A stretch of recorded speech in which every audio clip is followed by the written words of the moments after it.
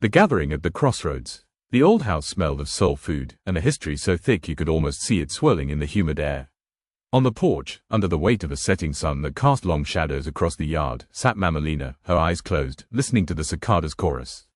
She was the family's memory keeper, a living archive of every victory and every sorrow. Her grandson, Marcus, a young man with a mind full of algorithms and a heart full of questions, sat beside her. He had come home from the city searching for something his screens couldn't provide. "Mama," he began, "I read all the books. I see the speeches, the marches, the movements. I know what we did to survive. But what do we do next?" Mama Lena's eyes fluttered open, revealing a wisdom that seemed to stretch back to another century.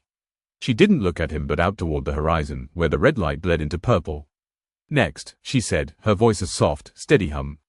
"You ask that like the story has an end." She motioned for him to come closer. "Sit down, son. Let me tell you about the garden. Your great-granddaddy, he had a patch of land.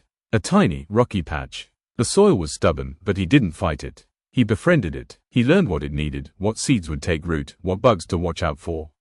He didn't just plant for a harvest, he planted for the next generation.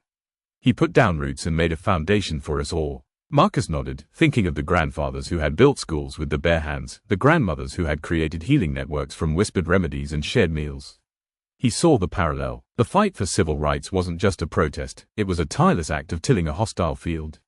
They marched, yes, Mama Lena continued, but they also opened businesses, built churches, and taught their children that their minds were their most valuable asset. They were building their own garden while fighting fires in the one that was burning all around them. The fight was outside, but the true work was always inside, among ourselves.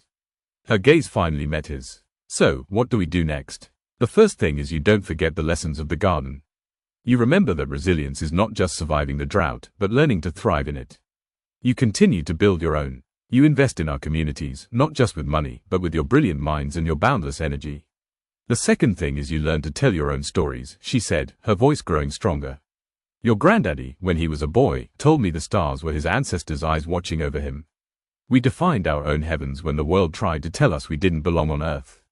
You must define your own narrative now. Use your algorithms to tell our truths, to uplift our voices, to build our futures. And the last thing," she said, her voice dropping to a whisper, "is you remember that you are not alone. Our greatest victories came from unity. The marches, the sit-ins, the movements, they were a sea of people moving as one. You can be a single, beautiful stream, but it is in becoming a river, a flood, that you will change the landscape." The sun had finally set, and the stars were beginning to appear, just as his great-granddaddy had imagined. Marcus looked at his hands, no longer seeing just a tool for a keyboard, but seeing the hands of a gardener, a storyteller, a builder.